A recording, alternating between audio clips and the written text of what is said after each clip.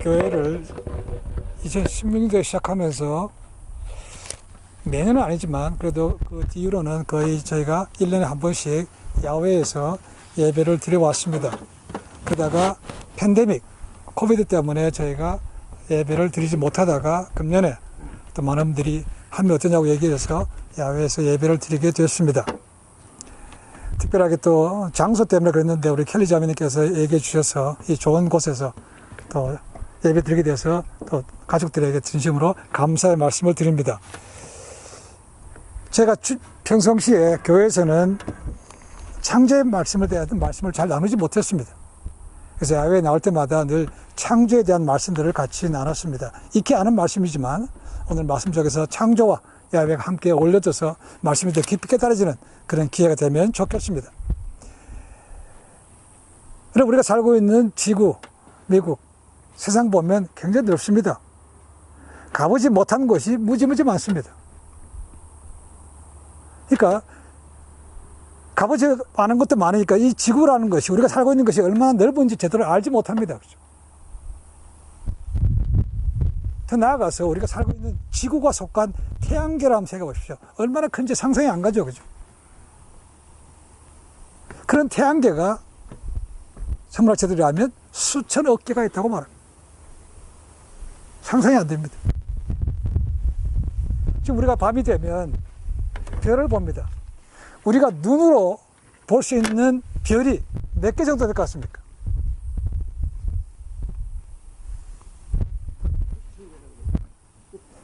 저희가 육안으로 볼 수 있는 거예요. 한 10만 개 된다고 얘기합니다. 그런데 최신 전자현미경으로, 망원경으로 보면 2천억 개를 볼 수 있다고 합니다. 2천억 개. 2천억 개나 되는 은하계가 수천만 개 있습니다. 그 얼마나 많은지 상상이 안 가는 겁니다. 저희가 이런 지구에 살고 있다는 겁니다. 놀랍게도 우리가 살고 있는 태양계에도 행성이라는 게 있습니다. 행성. 그렇죠? 수금지와 목토 천해면 우리가 외웠던 그것이 규칙적으로 태양을 중심으로 돌아가고 있다는 겁니다. 만들어졌고 지금도 규칙적으로 운행되고 있습니다. 우연히 만들어졌다면 오랜 시간이 지나면 그게 저절로 되는가? 절대로 그렇지 않습니다. 그렇게 될 수가 없습니다. 이 천문학자 가운데 유명한 케플러가 있습니다. 케플러의 법칙이 있죠. 그죠? 몇 가지 법칙이 있습니다. 당연히 지구가 중심이 아니고 태양이 중심이라는 것을 믿는 사람이죠. 그 다음에 태양을 중심으로 행성이 돌아갑니다. 돌아가는데 원으로 돌아가는 것이 아니고 뭐로 돌아갑니까? 타원으로 돌아간다는 것입니다. 그걸 발견한 사람이 케플러입니다. 믿음의 사람입니다. 이 케플러가 친구가 하나 있는데 무신론자입니다. 하는 얘기가 늘 그렇다는 거죠. 야, 이 모든 것은 우연히 만들어진 것이고 누가 만든 것이 아니라고 얘기하는 것입니다. 그래서 케플러가 그 사람에게, 자기 친구에게 어떻게 하면 이 모든 것이 창조가 되었고 하나님을 알고 싶은가 고민했습니다. 그러다 머리를 짜다가 하루는 기가 막힌 계획을 만들었습니다. 그건 뭐냐면 태양계에 있는 모형들, 태양을 중심으로 해서 행성들을 잘 만들었습니다. 똑같은 비율로 수축해서 만들었습니다. 그리고 컬러풀하게 칠했죠. 그리고 주변에 별들도 만들었습니다. 그래서 그가 출근하기 전에 딱 오피스에 갖다 놨다는 겁니다. 다음날에 대해서 그 친구들이 그걸 보고 깜짝 놀랐습니다. 와, 이렇게 멋있는 거를 누가 만들었어? 그랬더니 케플러가 이렇게 얘기해 줬습니다. 아무도 만들지 않았어. 그냥 자기 힘으로 생겨나서 자기 힘으로 돌아가는 거야 라고 했다는 겁니다. 그랬더니 그 친구가 부쩍 뛰면서 뭔 소리야, 이런 걸 누가 어떻게 만들었지, 어떻게 자연적으로 만들 수 있어 라고 했다는 겁니다. 그 얘기할 때 그가 자연스럽게 이렇게 얘기했습니다. 이 친구야, 이렇게 작고 보잘것없는 것도 움직이고 만든 사람이 있는데 이 거대한 우주가 어떻게 창조주가 없이 돌아갈 수 있는가? 그 창조주가 내가 믿는 하나님이다 라고 전했다는 겁니다. 그럼 성경은 분명히 과학책은 아닙니다. 그렇지만 과학이 성경의 말씀을 증명해가고 있습니다. 과학이 더 많이 발달될수록 더 많은 것들이 과학으로 입증될 거라고 생각합니다. 우리가 알고 있는 성경책 창세기 첫 번째 권의 첫째 장 1장 1절에 말합니다. 그죠? 태초에 하나님이 천지를 창조하셨다. 여러분, 이게 믿어지면 성경의 나머지는 믿어집니다. 이게 믿어지지 않으니까 성경 말씀 보면 다 거째같이 허황된 얘기같이 믿어지는 사람들이 굉장히 많습니다. 태초에 하나님이 천지를 창조하셨다고 되어 있습니다. 그리고 우리가 잘 아는 대로 오늘 다 읽지는 않았지만 하나님께서 이 모든 것을 하루씩 창조해 가셨습니다. 자, 첫째 나라 뭐가 만들어졌습니까? 가장 먼저는 하나님께서 지구를 만드셨다는 겁니다. 지구. 그러니까 시간과 공간 속에서 지구를 만드시고 빛의 있으라고 했습니다. 빛. 그 빛이 우리가 알고 있는 태양은 아닙니다. 그죠? 태양은 언제 생깁니까? 넷째 날에 있습니다. 이건 빛은 우리가 알 수 없는 빛입니다. 생명의 소스가 되는 것이죠. 그리고 밤과 낮이 생겼습니다. 첫째 날입니다. 둘째 날은 뭐가 됐습니까? 궁창을 만드시고, 궁창은 하늘입니다. 궁창 위의 물과 궁창 밑의 물을 나누셨다고 기록하고 있습니다. 궁창 위의 물은 수증기나 이런 형태로 갖고 있는 물을, 대기권에 있는 모든 수분을 얘기하고 있습니다. 그냥 궁창 아래에 있는 물은 이 지구상에 있는, 이 땅에 있는 모든 물, 강, 바다 포함한 물을 얘기합니다. 그게 둘째 날 만들어진 것입니다. 셋째 날은 뭡니까?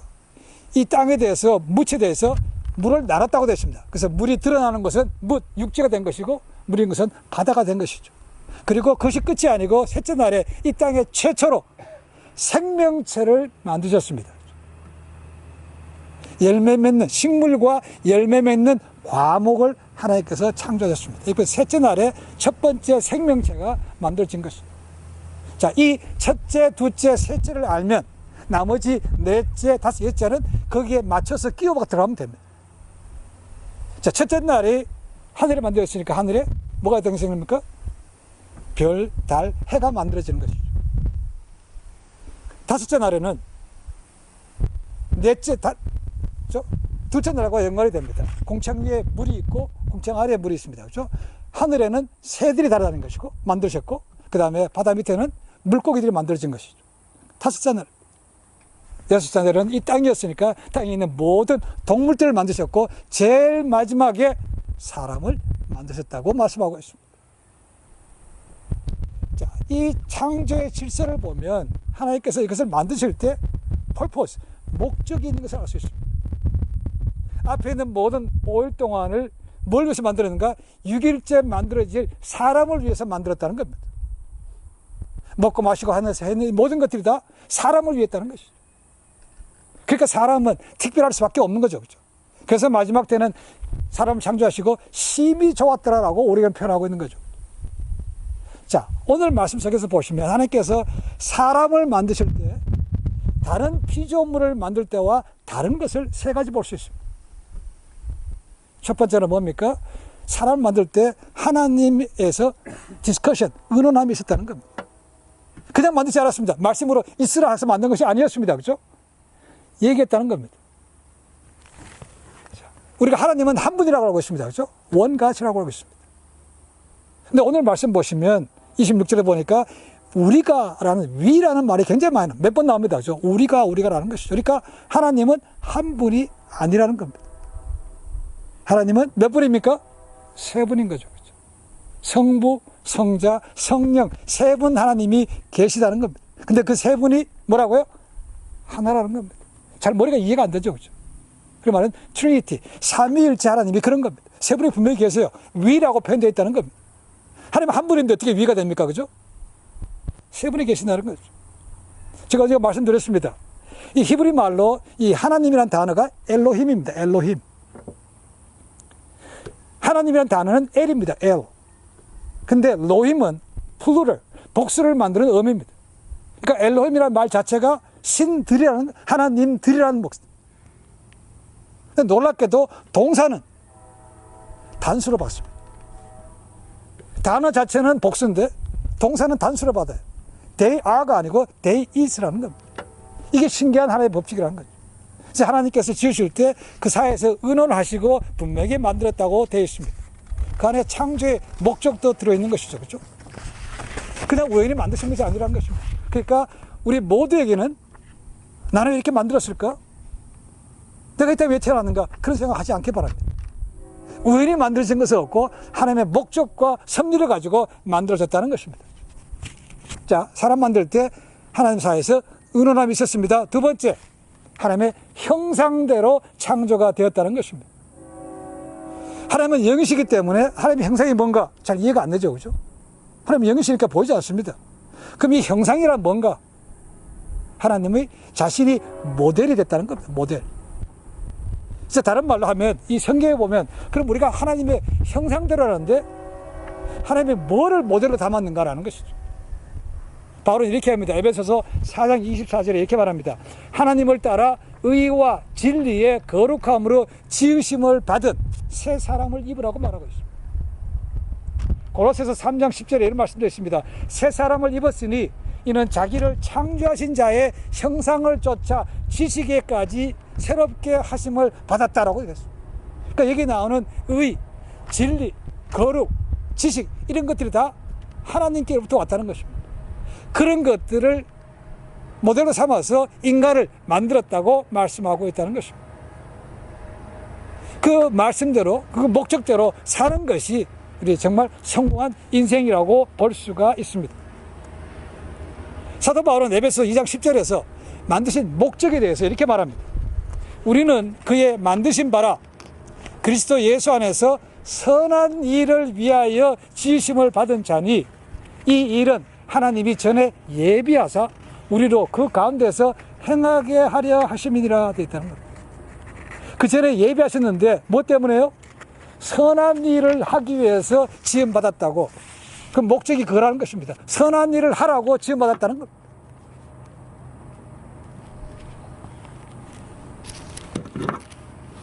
그런데 그 하나님의 의도가 죄로 인해서 다 엉망진창이 됐습니다. 그래서 하나님께서 예수님을 이 땅에 보내시고 죄사함을 주신 것은 구원받는 것도 있지만 원래 잃어버렸던 하나님의 옛 성품도 찾아가는 것도 있는 것이죠. 한꺼번에 다 회복되지는 않습니다. 그죠?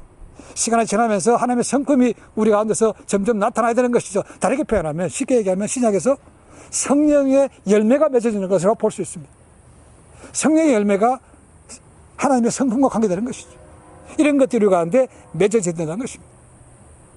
자, 인간을 만들 때 하나님 사이에서 은원이 있었고, 그 다음에 두 번째는 하나님의 형상대로 만들었고, 세 번째는 하나님께서 인간을 직접 빚어서 만드셨다는 겁니다.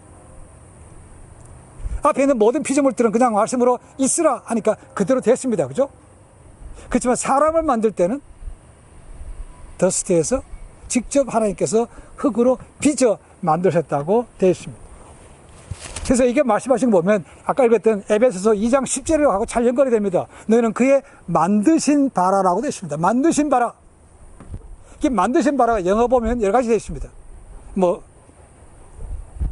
워크맨십이라든가 크래프트맨 아니면 마스터피스라고 번역된 것도 있습니다. 그러니까 사람은 하나님 뭐라고요? 작품 중에서도 걸작품이라는 것입니다. 걸작품.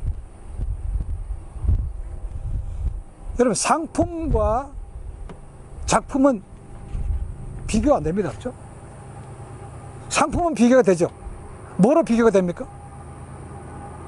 얼마짜리로 비교가 됩니다. 가격에 따라서 비교가 됩니다. 그렇죠? 100불짜리, 5,000불짜리, 10,000불짜리 이렇게 비교가 됩니다. 그건 상품입니다. 그러나 대가들의 걸작품은 비교하지 않습니다.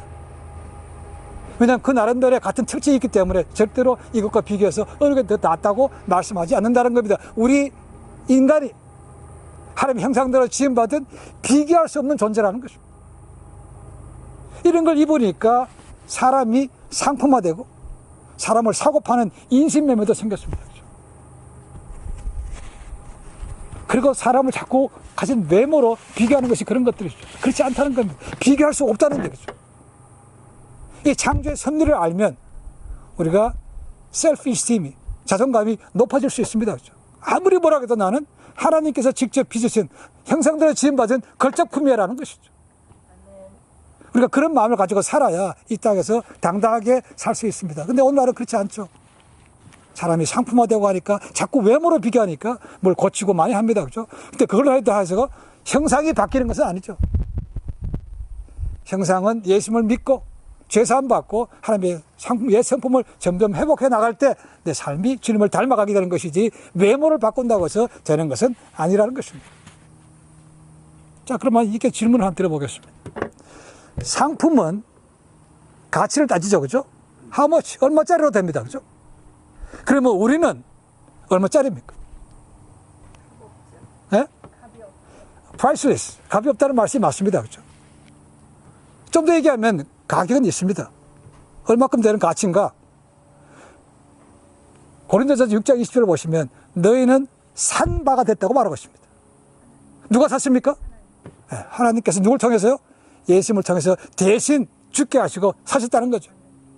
예수님과 목숨을 맞바꿀 정도의 우리가 그런 밸류를, 가치를 지닌 사람이라는 거죠. 그러니까 우리는 바꿔 얘기하면, 우리말로 하면 예수님짜리라고 볼 수 있다는 겁니다. 예수님짜리. 결국은 뭡니까? 말씀하셨던 대로 가치가 매길 수 없는 거죠. priceless입니다.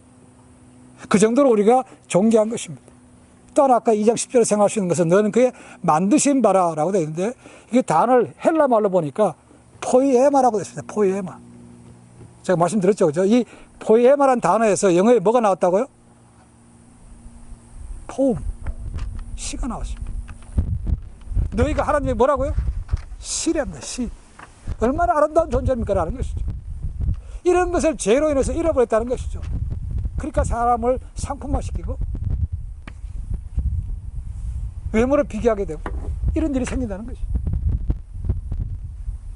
우리가 하나님의 형상대로 지음받았다는 것을 아는 것이 진정한 아이덴티티가 될 때 이 땅에서 모든 사람들이 서로를 존귀하게 여기고 비교하지 않고 하나님 형상대로 쓰임받는 그 삶으로 보게 된다는 겁니다. 다윈이 진화를 발표할 때가 1833년이었습니다. 주장한 게 뭡니까? 단세포에서 시작해서 점점 고등동물을 베껴고 고등동물에서 사람으로 진화가 됐다고 얘기를 합니다. 고등동물이래. 그래서 그 다윗이 나온 얘기부터 다음부터는 보면 사람을 갖다가 만물의 영장이라고 표현하기도 하고 사회적 동물이라고 얘기하기도 하고 지적 동물로 비교한다. 동물. 우리는 절대로 동물이 아닙니다. 그죠? 동물에서 나올 수가 없고 동물이 발전되는 사람이 아닙니다. 하나님의 형상대로 지음받은 아주 귀한 존재라는 것이죠. 근데 아직도 진화론이, 이볼루셔니즘이 아직도 교과서에서 가르치고 있다는 겁니다. 여러분, 진화론은 과학이 아닙니다. 더 이상 가짜예요. 지금도 가르치고 있습니다. 1874년에 독일의 진화론자였던 해켈이라는 사람이 있습니다. 여러분 찾아보시면 기억날 겁니다. 이렇게 배양아 안에 뱃속에 애기들 모양, 새끼들 모양이 있는 게 있습니다. 동물들 다 똑같아요. 지금도 진화돼서 사람과 같은 그런 배아 형태로 바뀌었다고 얘기합니다. 그렇지 않습니다. 이거는 그 사람이 그린 그림이지 팩트에서 나온 것이 아니고 사진으로 찍은 게 아닙니다. 그림입니다. 그림. 이 해켈의 그 그림은요, 생물학에서조차 아주 위조 논문으로 아주 정평이 나 있습니다. 심지어 같은 진화론자였던 구울드라는 사람이 있어요. 닥터 구울드. 그 사람조차 이렇게 얘기합니다. 100년 동안 이렇게 많은 교과서에 이 그림들을 지속적으로 사용한 것은 참 부끄럽다는 것입니다. 같은 진화론자에서도 그 그림은 뻥이라는 것입니다. 어떻게 이런 그림들이 책에 실릴 수 있는가라는 것입니다. 그걸 사람들이 지금도 인식하고 자기가 동물이 나아져서 바뀌었다고 생각하는 사람이 있다는 겁니다. 우리는 절대로 원숭이에서 진화된 것이 아닙니다. 어떤 가정에서 이런 얘기가 있습니다. 한 딸이 있습니다. 딸이 엄마한테 와서 묻습니다. 엄마, 우리는 어떻게 태어났어? 그랬더니 엄마가 얘기해 줍니다. 하나님께서 아담과 하와를 만드시고 그리고 우리는 아담과 하와가 계속 애기를 낳기 때문에 그리고 우리 태어났지라고 했다는 거예요. 딸이 한 번은 또 아버지한테 물었어요. 아빠, 우리를 어떻게 만들었어요, 인간은? 그때 아버지가 그러더라는 겁니다. 아주 옛날에 원숭이가 있었는데 원숭이가 점점 변해서 사람이 됐다고 가르치더는 것이죠. 딸이 헷갈리는 거죠. 엄마는 분명히 하나님이 창조했다 그러고 아빠는 원숭이가 변했다고 얘기하니까 헷갈리죠. 그래서 다시 엄마한테 물었습니다. 엄마, 아빠가 그러는데 아빠는 사람이 원숭이에서 밖에서 만들어냈다는데 맞아? 그랬더니 엄마가 쿨하게 이렇게 얘기하는 거죠. 그거 별거 아니야. 아빠는 집안 얘기하는 거고, 나는 내 집안 얘기하는 얘야. 그렇게 얘기했다는 거야. 그럼 그렇게 진화론을 창조해가지고 만들어서 사람들에게 엄청난 혼란을 가져왔던 다윈이요. 마지막 죽을 때는 굉장히 우울하게 죽었다고 얘기합니다. 그 죽음을 지켰었던 사람이 그 아내, 호프라는 여자입니다. 아내가. 그가 죽기 얼마 전에 아내가 호프라는 여자가 병문안 갔을 때 책을 보고 있더라는 것입니다. 다윈이. 그래서 물었어요. 무슨 책을 보시오? 성경을 보고 있죠. 아주 위대한 책이라. 그 말을 들으니까 이거 와이프가 성경책을 가져와서 창세기를 펼치면서 다윈, 자기 남편이 했던 그 진화론이 얼마나 황당한 얘기인가를 얘기해 줬다는 겁니다. 그랬더니 다윈이 얼굴이 심각하게 일그러지면서 이렇게 고백을 했습니다. 나는 참 미숙한 젊은이였어. 나는 모든 사물과 현상에 대해서 의심을 품고 접근했는데 진화론도 그 중에 하나다. 그런데 사람들이 진화론을 학문이 아닌 창조론과 적대되는 종교처럼 신봉하게 되었지. 제발 사람들에게 하나님의 위대한 창조와 예수의 구속의 은혜를 나 대신 당신이 증거해 주시오 라고 했다. 죽어가면서 자신의 진화론을 잘못됐다는 것을 인정했고 하나님과 예수님에 대해서 증거해 달라고 부탁을 했다는 겁니다. 우리 자회에서 오늘 예배를 드립니다. 뭐 좋은 것도 있겠지만 기억할 것은 정말 우리 자신이 어떤 존재인가를 바로 알자는 겁니다. 내 아이덴티티를 찾아야만 자존감이 올라가고 이 땅에서 나를 지으신 목적을 알고 살아갈 수 있다는 겁니다. 그것이 purpose driven life, 목적이 이끈 삶이죠. 우연이 아닙니다. 그죠? 하나님의 섭리 가운데 지어졌습니다. 아까 말씀드렸던 대로 어떻게 지금 목적이 뭐라고 그랬습니까? 하나님의 선하신 일을 위하여 지음받았다는 겁니다. 그러니까 마땅히 선한 일을 해야 되는 것이죠. 그렇게 할 때 창조자 아버지께 영광이 되는 것이고 이 땅에서 우리도 지음받은 목적대로 살아가는 삶이 되는 것이죠. 그것이 성공한 인생입니다. 앞으로 얼마나 살지 저는 모릅니다. 다 다를 겁니다. 그렇죠? 이 사실 기억하시고 내 아이덴티티가 하나님의 형상대로 지어진 걸작품이고 그리고 선한 일을 지었으니까 그런 삶을 살겠습니다 라고 해서 나간다면 하나님이 언제 오시더라도 우리가 언제 하나님 앞에 가더라도 부끄럽지 않은 삶이 될 줄로 믿습니다. 제 자신을 찾아가고 목적대로 선한 일을 향하는 모든 대가 되기를 주님과 간절히 축원해 드립니다. 기도하겠습니다.